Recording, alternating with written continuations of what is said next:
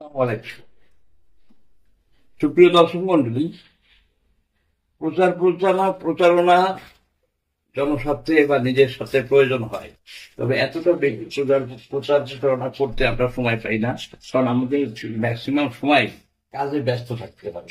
তো আমি এনার্জি পাওয়ার সিস্টেমের পক্ষ থেকে ইঞ্জিনিয়ার আসাদুজ্জামান আপনাদেরকে জানাতে চাই, এটা আমাদের পিসিইউ, সোলার পিসিইউ এবং এনপিপিটির কিবোর্ড, আমাদের কিছু পিসিবি আসছে, সবাই দেখায় তাই আমিও দেখাচ্ছি। এটাতে আপনারা রিসেট বটন, কিপ্যাড, 7 এলইডি সহ অল ইনফরমেশন পাবেন।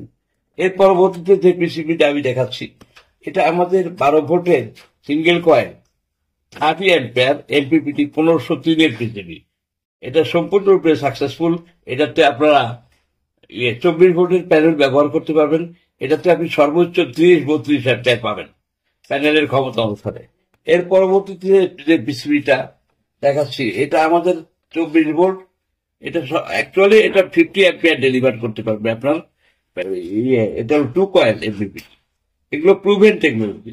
এর পরবর্তীতে যে এমপিপিটি পিসিবিটা আপনাদের দেখাচ্ছি, এটা হলো ইন্টারনালি এমপিপিটি, এটাও প্রুভেন টেকনোলজি।